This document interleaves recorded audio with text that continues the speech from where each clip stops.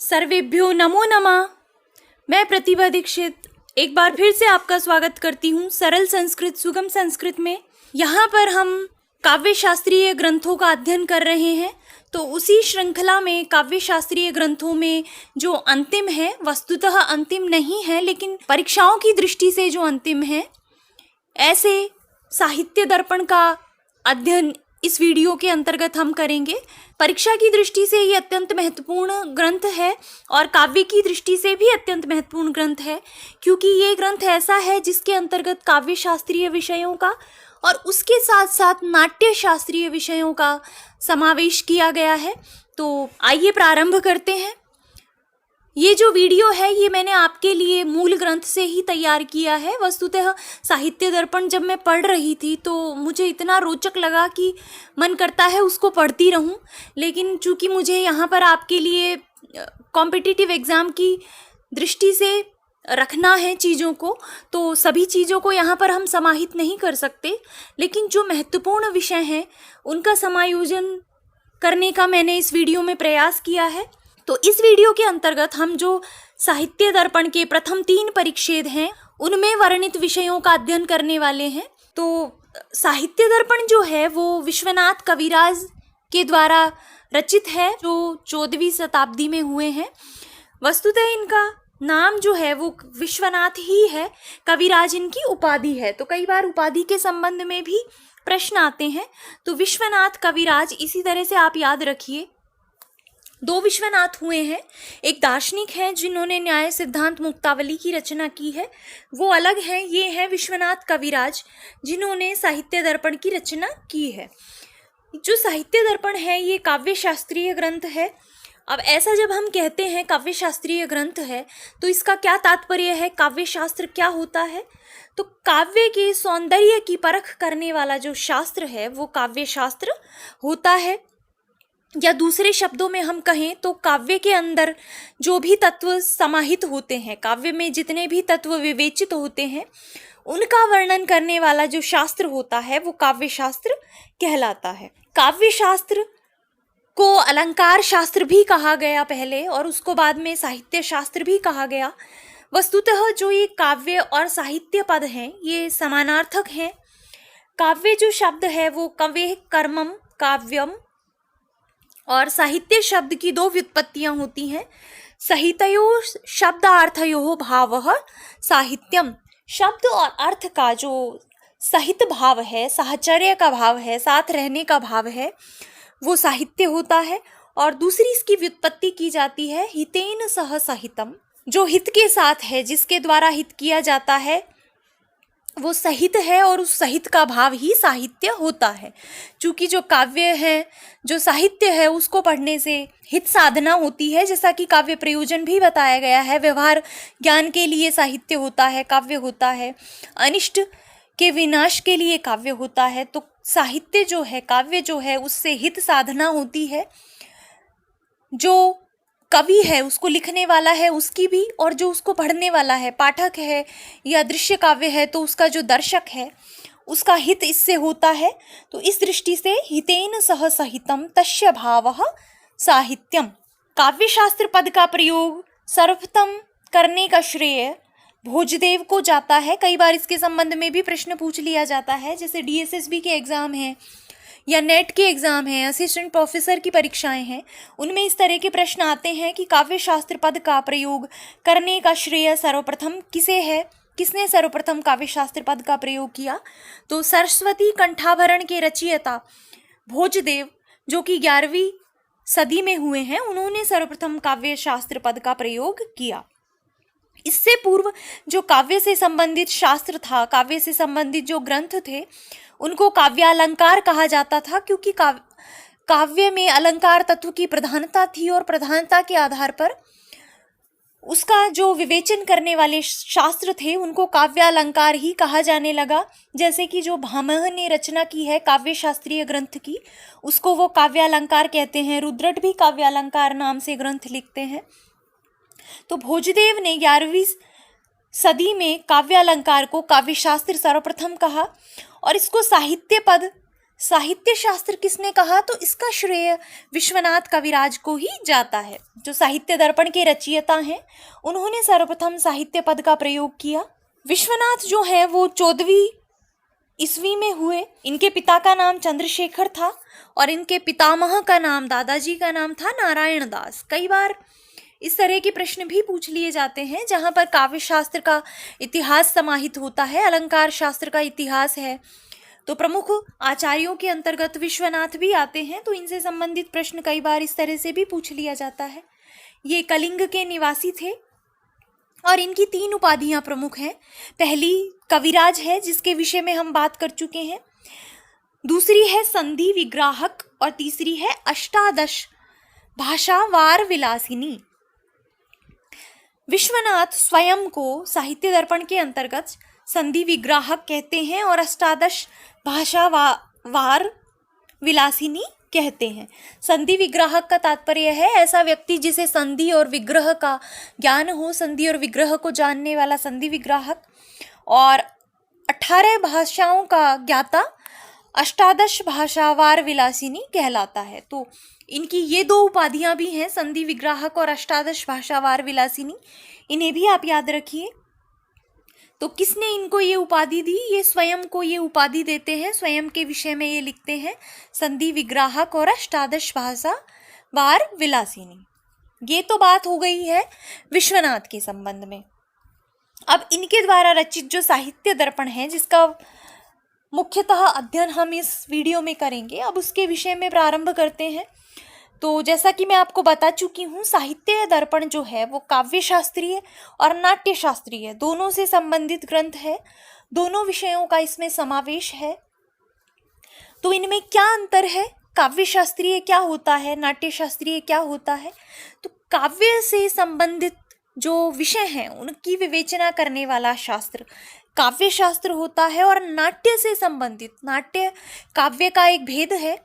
काव्य को जो द्विधा विभाजित किया गया है, दृश्य काव्य और श्रव्य काव्य, उन दृश्य काव्यों के अंतर्गत नाट्य आते हैं, रूपक आते हैं। तो नाट्यों में रूपक उपरूपक हैं, तो उस नाट्य शास्त्र की भी विस्तृत विवेचना साहित्य दर्पण के अंतर्गत की गई है। एक पूरा परिच्छेद जो है नाट्य शास्त्र से संबंधित है। तो साहित्य दर्पण ऐसा ग्रंथ है जिसमें काव्य शास्त्र की और नाट्य शास्त्र की दोनों विषयों की विवेचना है। ये लक्षण ग्रंथ है। लक्षण ग्रंथ का तात्पर्य है ये जो काव्य के तत्व हैं उनके विषय में लक्षण निर्धारित करते हैं कि काव्य का ऐसा लक्षण होना चाहिए, नाटक इस प्रकार के लक्षण वाला नाटक होता है, इस प्रकार का प्रकरण होता है, इसके अतिरिक्त ऐसा नायक होता है। तो जो लक्षणों का निर्धारण करने वाला ग्रंथ है वो लक्षण ग्रंथ कहलाता है और साहित्य दर्पण एक लक्षण ग्रंथ है। इसका विभाजन 10 अध्यायों के अंतर्गत किया गया है। उन अध्यायों को विश्वनाथ कविराज परिच्छेद कहते हैं, परिच्छेद नाम देते हैं। तो अगर आपसे प्रश्न पूछा जाए साहित्य दर्पण कितने परिच्छेदों में विभाजित है तो आप कहेंगे 10।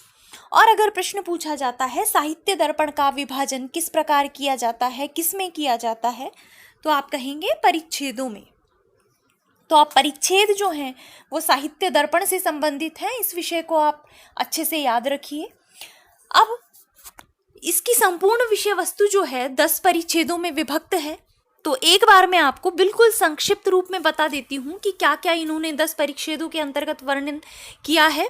उसके बाद हम जो 3 परिच्छेद हैं उनके अंतर्गत वर्णित विषयों का अपेक्षाकृत विस्तृत अध्ययन पढ़ेंगे। जितना की परीक्षा में पूछा जाता है उस दृष्टि से पढ़ेंगे इस वीडियो के अंतर्गत। तो प्रथम परिच्छेद के अंतर्गत सबसे पहले विश्वनाथ काव्य का प्रयोजन बताते हैं कि काव्य का क्या प्रयोजन होता है। उसके बाद काव्य का लक्षण बताते हैं। अन्य आचार्यों के द्वारा जो लक्षण दिए गए हैं उनका खंडन करते हैं और अपने लक्षण की स्थापना करते हैं। इसके अतिरिक्त जो काव्य की अपकृष्टता के कारण दोष हैं और काव्य की उत्कृष्टता के कारण जो गुण, अलंकार और रीति हैं उनकी विवेचना प्रथम परिच्छेद में ये करते हैं। जो इन्होंने प्रथम परिच्छेद के अंतर्गत वाक्यम रसात्मकम काव्यम इस प्रकार काव्य का लक्षण दिया है, तो दूसरे परिच्छेद के अंतर्गत ये सर्वप्रथम वाक्य के विषय में बताते हैं कि वाक्य क्या होता है, वाक्य के भेद की विवेचना करते हैं, शब्द शक्तियों की विवेचना करते हैं। तृतीय परिच्छेद के अंतर्गत जो द्वितीय शब्द है रसात्मकम, उसके अनुसार रस की विवेचना इसमें की गई है। और रस के ही संदर्भ में जब ये आलंबन विभाव की बात करते हैं तो वहां पर नायक नायिका का प्रसंग आता है श्रृंगार के संबंध में। तो वहां पर नायक नायिका, सहनायक, प्रतिनायक इत्यादि विषयों का वर्णन है। तो तृतीय परिच्छेद जो है वो मुख्यतः रसों से संबंधित है और नायक नायिका इत्यादि पात्रों से संबंधित है। चतुर्थ परिच्छेद के अंतर्गत ये काव्य के प्रकारों का वर्णन करते हैं, 2 प्रकार के काव्य स्वीकार करते हैं और जो तृतीय काव्य चित्र काव्य है उसकी आलोचना करते हैं। पंचम परिच्छेद में व्यंजना शब्द शक्ति जो है, व्यंजना का व्यापार है, उसके विषय में विवेचना यहाँ पर ये करते हैं। षष्ठ परिच्छेद जो है वो परीक्षा की दृष्टि से इम्पोर्टेंट है, महत्वपूर्ण है। उसमें ये काव्य का फिर से द्विधा विभाजन करते हैं, 2 प्रकार से विभाजन करते हैं, दृश्य काव्य और श्रव्य काव्य। उसमें ये संपूर्ण दृश्य काव्य का लक्षण देते हैं, रूपकों के विषय में, उपरूपकों के विषय में बताते हैं। तो ये जो सारा विवेचन है ये छठे परिच्छेद के अंतर्गत किया गया है। 7वें परिच्छेद में जो इन्होंने प्रथम परिच्छेद में नाम मात्र बताया था कि दोष होते हैं, उन दोषों की विस्तृत विवेचना करते हैं। 8वें परिच्छेद में गुण की विस्तृत विवेचना करते हैं, गुणों को बताते हैं। 9वें परिच्छेद में रीति तत्व जो है, पद संघटना जो है, उसके विषय में वर्णन करते हैं और रीतियों की विस्तृत विवेचना करते हैं। और अंतिम और 10वां जो परिच्छेद है उसके अंतर्गत अलंकारों की विवेचना करते हैं। तो वस्तुतः ये जो पहले परिच्छेद में बताते हैं कि काव्य क्या है, काव्य की परिभाषा देते हैं और काव्य के क्या दोष हैं, क्या गुण हैं, क्या उसकी उत्कृष्टता के कारण है, बस ये जो विषय है सब सारा विस्तृत वर्णन आगे उसी का किया गया है। तो अब प्रथम परिच्छेद से प्रारंभ करते हैं। सबसे पहले काव्य का प्रयोजन बताते हैं मंगलाचरण के पश्चात। तो इनका जो काव्य प्रयोजन है वो बहुत ही सिंपल है, आसान है, जिसके विषय में परीक्षा में प्रश्न पूछे जाने की संभावना बहुत कम है। काव्य प्रयोजन के संबंध में अगर कहीं प्रश्न पूछा जाता है तो वो काव्य प्रकाश से पूछा जाता है, क्योंकि मम्मट के द्वारा दिया गया जो काव्य प्रयोजन है वो महत्वपूर्ण है। यहाँ पर हम इनकी बात करते हैं। ये चतुर्वर्ग फल प्राप्ति सुखाद अल्पधियाम अपि, कि जो सुख से अल्प बुद्धि वालों को भी चतुर्वर्ग के फल की प्राप्ति करा दे, ऐसा काव्य होता है, ऐसा कहते हैं। अर्थात काव्य का प्रयोजन क्या है? जो धर्म, अर्थ, काम और मोक्ष हैं, उन पुरुषार्थ चतुष्टय की प्राप्ति ही काव्य का प्रयोजन है, ऐसा ये कहते हैं। काव्य प्रयोजन के पश्चात ये काव्य का लक्षण देते हैं। सबसे पहले ये और जो आचार्य हैं, इनसे पूर्व में जो आचार्य हुए हैं, मम्मट, कुंतक, भोजराज, आनंदवर्धन और वामन, इन आचार्यों के जो काव्य लक्षण हैं उनका खंडन करते हैं और उसके बाद अपने लक्षण की स्थापना करते हैं। फिर ये अपना सिद्धांत रखते हैं कि वाक्यम रसात्मकम काव्यम। तो मम्मट का जो काव्य लक्षण है, जिसके विषय में हम पढ़ चुके हैं, काव्य प्रकाश को हम विस्तृत रूप से पढ़ चुके हैं। तो अगर अभी तक आपने वो वीडियोस अगर नहीं देखे हैं तो प्लेलिस्ट, तो डिस्क्रिप्शन बॉक्स में उनका लिंक है, आप काव्य शास्त्र नामक प्लेलिस्ट से उन्हें देख सकते हैं। मम्मट जो कहते हैं तद अदोषौ शब्दार्थौ सगुणौ अनलंकृति पुनः क्वापि, कि जो दोष से रहित, गुणवान और कहीं कहीं अलंकार के बिना भी जो शब्द और अर्थ हैं वो काव्य होते हैं। इसके ये एक एक शब्द का खंडन करते हैं। अदोषौ जो पद है कि दोष से रहित, उसके विषय में ये एक प्रसिद्ध उदाहरण उठाते हैं। न्यायकारो ही अयमेव, इस प्रकार एक पद्य है जो रावण की कथन है, जिसमें वो तिरस्कृत रूप से ये कहता है कि मेरे कोई जो शत्रु हैं वो भी पृथ्वी पर नहीं है, तो ये मेरा ये अपमान है कि एक तापस जो है वो मेरा शत्रु बन रहा है। इस तरह से एक पद्य है। तो वहां पर ये दोष दिखाते हैं, विधेय अविमर्श दोष, कि यहाँ पर जो ये पद्य है वो ध्वनि काव्य के अंतर्गत परिगणित होता है और ध्वनि काव्य है उत्तम काव्य। तो जो काव्य शास्त्री हैं वो उस पद्य को उत्तम काव्य के अंतर्गत रखते हैं, लेकिन ये कहते हैं कि ये दोष से युक्त पद्य है, विधेय अविमर्श दोष है उसके अंतर्गत, अर्थात उसमें जो विधेय है उसको ही स्पष्ट नहीं किया गया है, उसका ही अविमर्श है। ये विस्तृत विषय है। अगर आप चाहेंगे, कमेंट करेंगे तो हम इस पे एक अलग से वीडियो बना देंगे कि जो विश्वनाथ कविराज हैं वो किस प्रकार से सभी आचार्यों के लक्षणों का खंडन करते हैं। तो यहाँ पर बस आप संक्षिप्त रूप से समझ लीजिए कि जो अदोषौ पद है उसमें ये दोष देते हैं विधेय अविमर्श दोष, और उसके बाद जो पद हैं सगुणौ और अनलंकृति पुनः क्वापी, उनमें ये देते हैं स्वरूप असाध्यता दोष, अर्थात जो गुण होते हैं वो उत्कर्ष के हेतु होते हैं केवल मात्र। इसी प्रकार जो अलंकार हैं वो भी काव्य की शोभा को बढ़ाने वाले होते हैं, तो ये काव्य के स्वरूप के आधायक नहीं है, ये केवल मात्र उसके उत्कर्ष को बढ़ाते हैं। तो इस प्रकार से ये मम्मट के काव्य लक्षण में दोष दिखाते हैं। दूसरा कुंतक का काव्य लक्षण है, उसका खंडन करते हुए ये कहते हैं कि वक्रोक्ति जो है वो केवल मात्र अलंकार है, वो कोई काव्य की आत्मा नहीं है, और अलंकार जो है वो केवल उत्कर्ष के आधायक मात्र होते हैं, काव्य के स्वरूप को बताने वाले नहीं होते। तीसरा भोजराज का लक्षण जो है उसकी भी मम्मट के समान ही आलोचना कर देते हैं कि इसमें स्वरूप की सिद्धि नहीं होती, आपका जो लक्षण है उसमें अव्याप्ति दोष पाया जाता है, कहीं अतिव्याप्ति दोष पाया जाता है। तो चौथा जो आनंदवर्धन का लक्षण है काव्यस्य आत्मा ध्वनि, इसमें ये विश्वनाथ जो हैं वो रसध्वनि को तो स्वीकार करते हैं किंतु ये वस्तु और अलंकार ध्वनि को स्वीकार नहीं करते, तो ये उस लक्षण का अतिव्याप्ति दोष बताते हैं, क्योंकि वो जो लक्षण है वो वस्तु अलंकार को भी सम्मिलित करता है और अलंकार ध्वनि को भी सम्मिलित करता है। और पांचवा है वामन, जो कि रीति को रीतिरात्मा काव्यस्य कहते हैं। तो विश्वनाथ कहते हैं कि रीति जो है वो केवल संघटना विशेष है, वो केवल मात्र काव्य का एक अंग है, वो काव्य की आत्मा नहीं हो सकती। तो इस प्रकार 5 जो आचार्य हैं उनके मतों का खंडन करने के पश्चात ये अपनी स्थापना देते हैं और कहते हैं वाक्यम रसात्मकम काव्यम, जो रसात्मक वाक्य होता है वो काव्य होता है। अब ये इन्होंने बता दिया काव्य क्या है। आप ये बताते हैं कि दोषः तस्य अपकर्षकः, उस काव्य का अपकर्ष करने वाले उसकी अपकृष्टता के जो कारण है वो दोष होते हैं, और उत्कर्ष हेतवः प्रोक्ता गुण अलंकार रीतयः, कि उस काव्य के उत्कर्ष के जो हेतु हैं वो क्या कहे गए हैं, गुण अलंकार और रीति। तो ये काव्य बता देते हैं कि काव्य क्या है, उसके उत्कर्ष के कारण बता देते हैं और उसकी अपकृष्टता के कारण बता देते हैं। इतना विवेचन है प्रथम परिच्छेद के अंतर्गत। अब द्वितीय परिच्छेद में जो इन्होंने वाक्य बोला है वाक्यम रसात्मकम काव्यम, तो वाक्य क्या होता है, एक सामान्य जिज्ञासा उत्पन्न होती है कि आपने कह दिया कि रसात्मक वाक्य काव्य है, लेकिन वाक्य का क्या है। तो वाक्य का लक्षण देते हुए ये कहते हैं वाक्यम स्यात् योग्यता आकांक्षा आसक्ति युक्त पदोच्चयः, योग्यता आकांक्षा और आसक्ति से युक्त जो पदों का समूह है वो वाक्य कहलाता है। तो पदों के समूह में 3 प्रकार की चीजें होनी चाहिए, योग्यता, आकांक्षा और आसक्ति।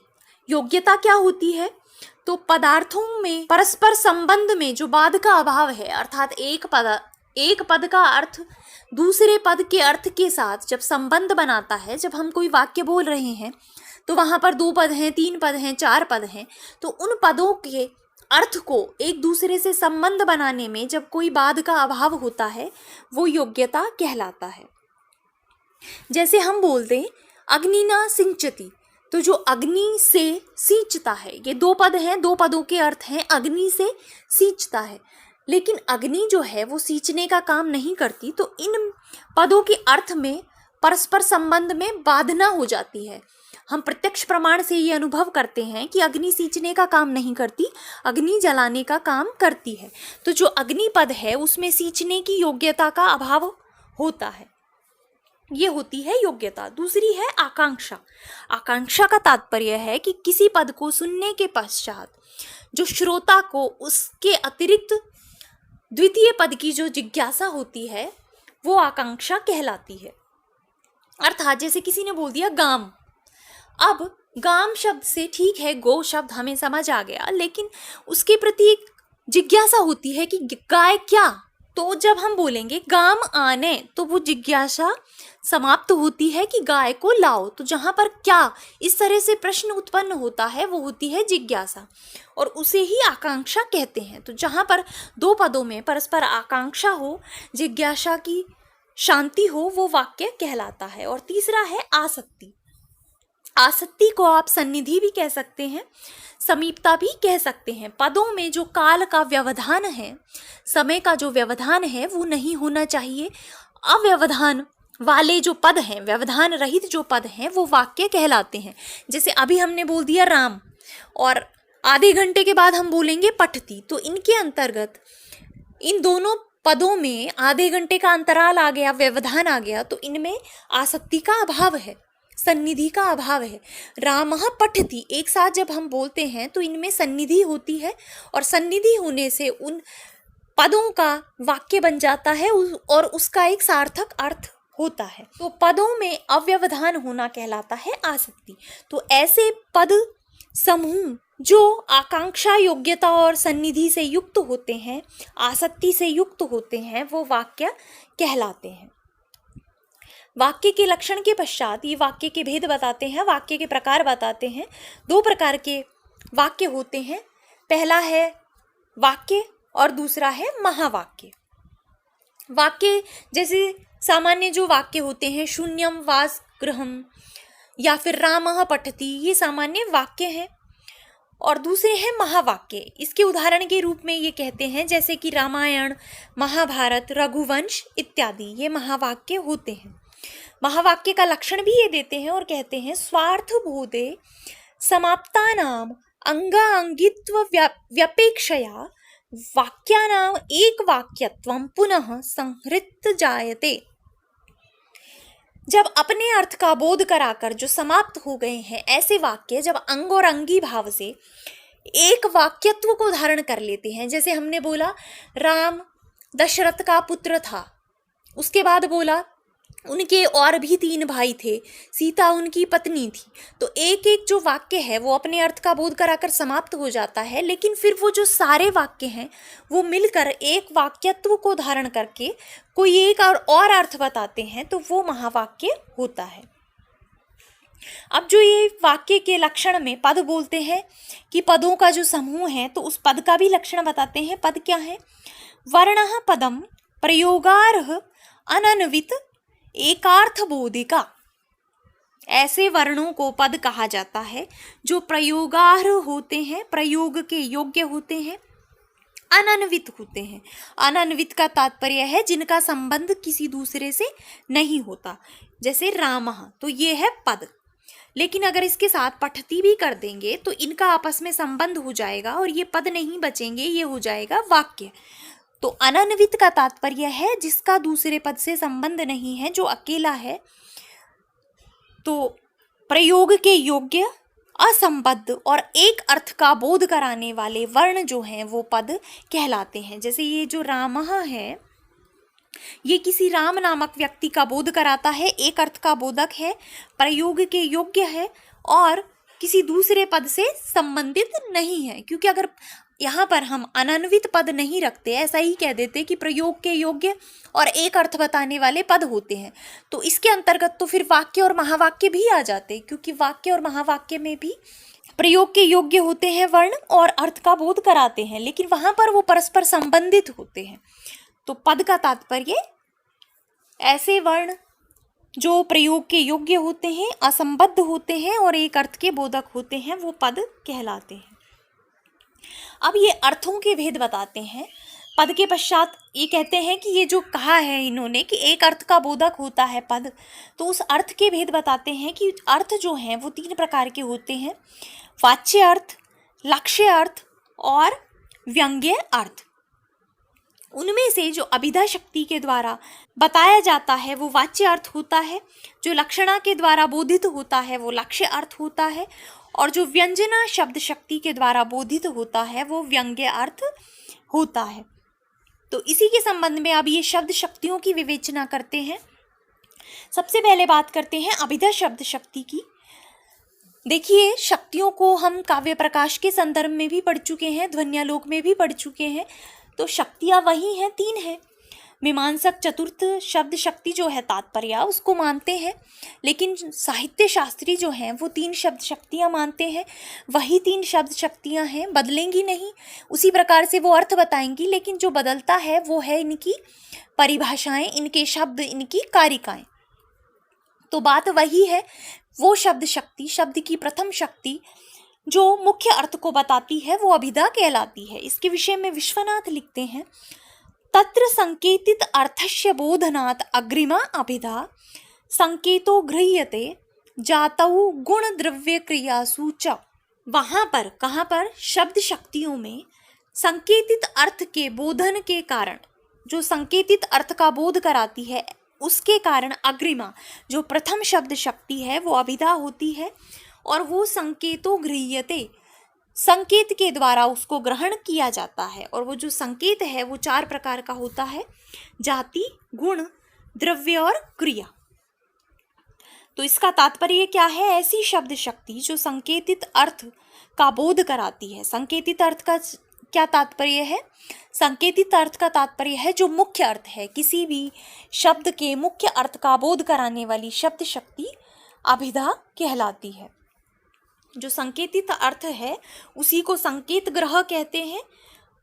संकेत ग्रह का ग्रहण कैसे होता है, हमें कैसे पता चलता है कि इस पद का ये मुख्य अर्थ है? तो उसके 8 साधन जो हैं वो काव्य शास्त्रियों ने माने हैं।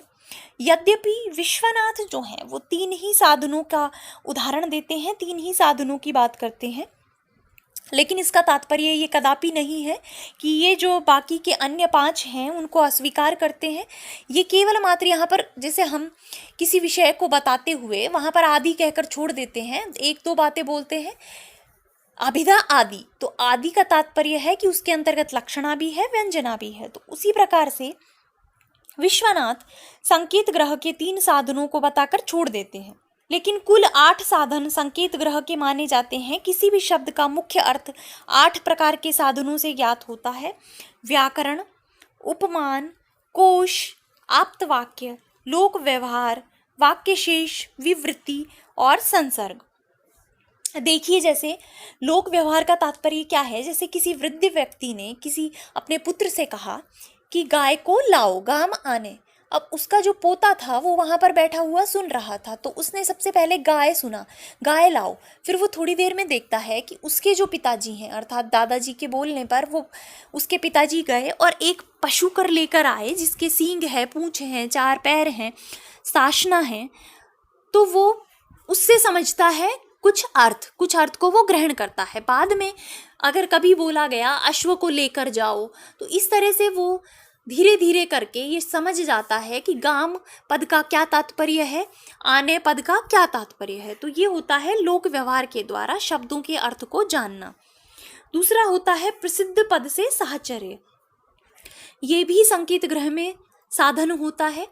जैसे मधुप शब्द है, तो मधुप शब्द का तात्पर्य मधु को इकट्ठा करने वाली मक्खी भी हो सकती है और मधुप का तात्पर्य भ्रमर भी हो सकता है।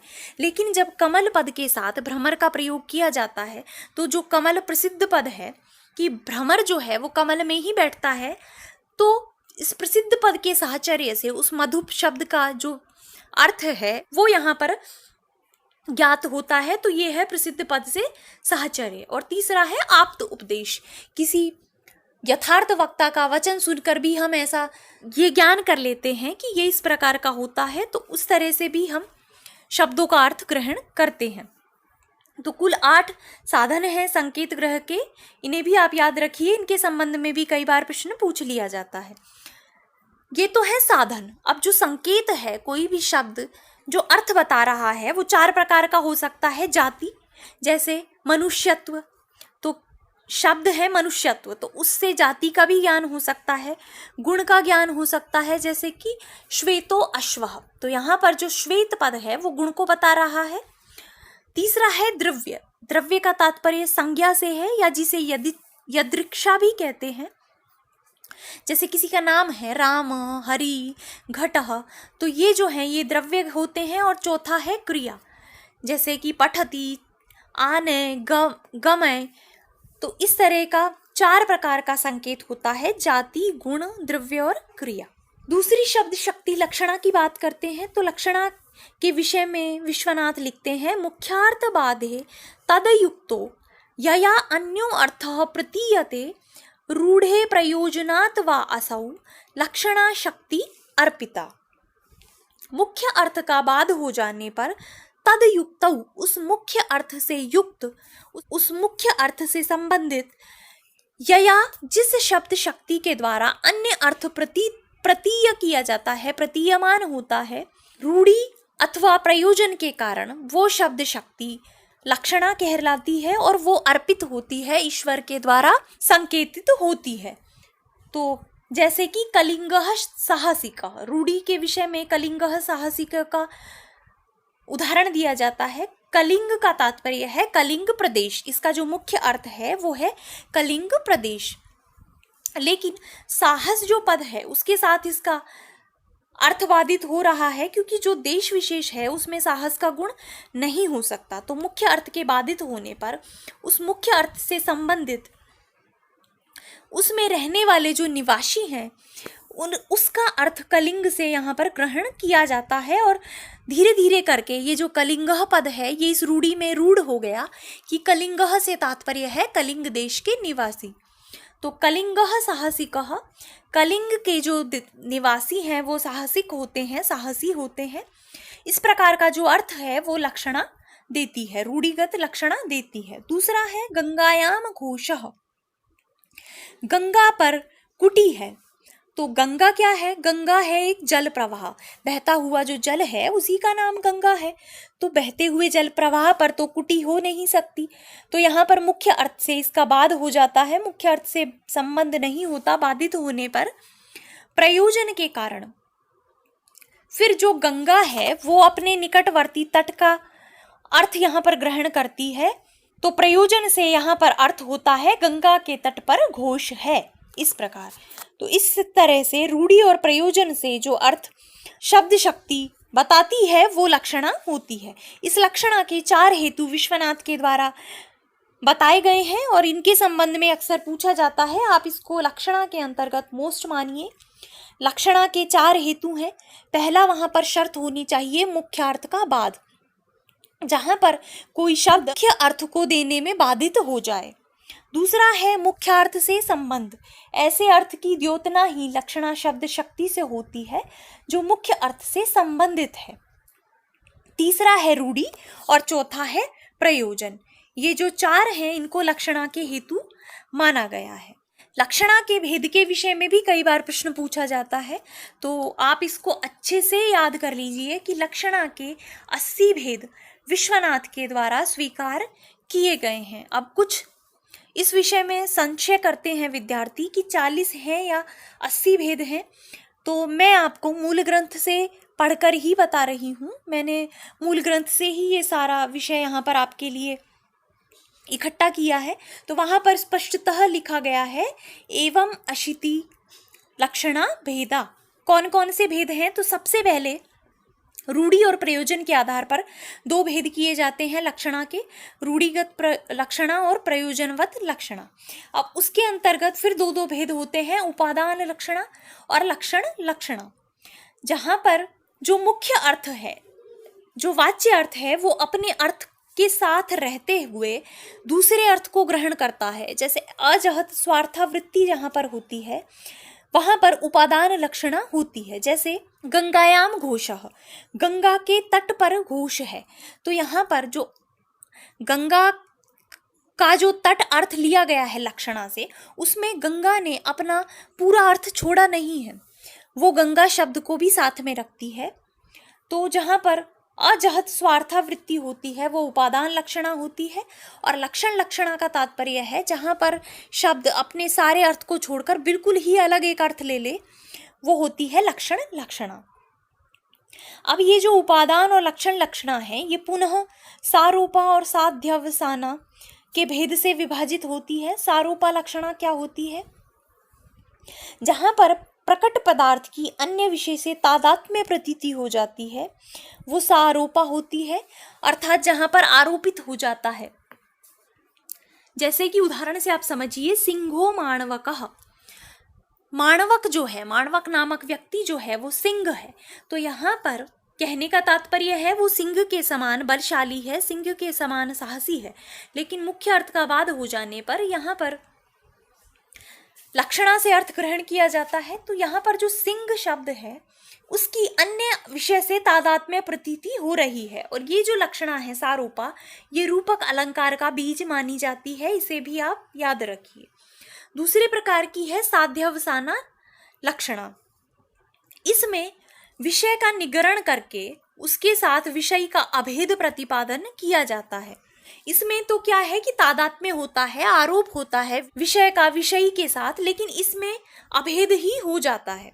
जैसे श्वेतो धावती, श्वेत अश्व दौड़ता है, इसको अगर हम अश्व शब्द को छोड़ दें और केवल कहें श्वेतो धावती, तो यहाँ पर जो श्वेत पद है उसने जो विषय है कौन, अश्व, उसका निगरण कर लिया है, उसको निगल गई है ये, और अभेद ही हो गया है यहाँ पर। तो ये जो होती है ये होती है साध्यवसाना लक्षणा, और इसको अतिशयोक्ति अलंकार का बीज कहा जाता है। फिर से शुद्धा और गौणी के रूप में विभाजित होती है। शुद्धा क्या है, जहाँ पर सादृश्य से भिन्न किसी संबंध से सिद्ध हुई लक्षणा होती है वो शुद्धा होती है, और सादृश्य संबंध से ही सिद्ध हुई लक्षणा जो है वो गौणी होती है। देखिए इनमें जो ये लक्षणा की हम बात कर रहे हैं, यहाँ पर जो ये रूढ़ी लक्षणा है, इसके तो ये केवल 8 ही भेद होते हैं, उपादान के 2 और लक्षण लक्षणा के 2, तो 4 हो गए, और उसके फिर शुद्धा और गौणी, तो कुल 8 भेद हो गए। अब जो प्रयोजन लक्षणा है, जो कुल 8 थे, उनके फिर से 2 भेद हो जाते हैं, गूढ़ और अगूढ़। गूढ़ का तात्पर्य है जो परिपक्व बुद्धि द्वारा सूक्ष्म अर्थ के दर्शन सामर्थ्य से ही ज्ञात हो, जो ढका हुआ हो पूरी तरह से, वो गूढ़ होती है। और जहाँ पर अत्यंत स्फुट व्यंग्य होता है, जहाँ पर देखने मात्र से ही व्यंग्य की प्रतीति हो जाती है, वो अगूढ़ व्यंग्य होता है। ये भी फिर आगे 2 प्रकार की, फल धर्मीगत और फल धर्मगत आधार से 2-2 प्रकार की होती है। तो इस प्रकार कुल 32 प्रकार की हो गई है प्रयोजन वाली लक्षणा, और 8 प्रकार की है रूढ़ी लक्षणा। तो कुल कितनी हो गई, 40 लक्षणा। अब ये जो 40 प्रकार की लक्षणा है, ये भी पदगत और वाक्यगत होने से पुनः 2 प्रकार से विभाजित होती है, और कुल 80 प्रकार की लक्षणा होती है। तदेवं लक्षणा भेदा चत्वारिंशत् मता बुधै पदवाक्यगतत्वेन प्रत्येकं त्वा अपि द्विधः एवं 80 प्रकारः लक्षणा। तो आप ये देखिए, ये स्वयं विश्वनाथ ने लिखा है, इस प्रकार 80 प्रकार की लक्षणा होती है। 8 प्रकार की रूढ़ी लक्षणा, 32 प्रकार की प्रयोजन लक्षणा, तो कुल हो गई 40 प्रकार की लक्षणा। और ये फिर पद में रहने वाली लक्षणा और वाक्यगत लक्षणा, इस आधार पर 2 प्रकार से विभाजित हो जाती है। तो ये कुल 80 प्रकार की लक्षणा होती है। तीसरी शब्द शक्ति है व्यंजना शब्द शक्ति। इसके विषय में लिखते हैं, विरताशु अभिधाद्याशु यया अर्थो बोध्यते परः सा वृत्ति व्यंजना नाम शब्दस्य अर्थादिकस्य च। अभिधा आदि शक्तियों के विरत हो जाने पर, अर्थात अभिधा आदि के द्वारा अपना अर्थ बताकर चले जाने पर, यया अर्थो बोध्यते परः, जिस वृत्ति के द्वारा अन्य अर्थ बोधित किया जाता है, वो शब्द की और अर्थ आदि की शक्ति व्यंजना कहलाती है। अर्थात पहले किसी मुख्य अर्थ का, जैसे किसी मुख्य अर्थ को अभिधा ने बता दिया, अब अभिधा वहां से चली गई। अगर वहां पर तात्पर्यार्थ आ जाता है तो तात्पर्य ने अपना काम कर दिया, वाक्यों को, पदों का अन्वय कर दिया और वाक्य से उसका तात्पर्य बता दिया, वो भी चली गई।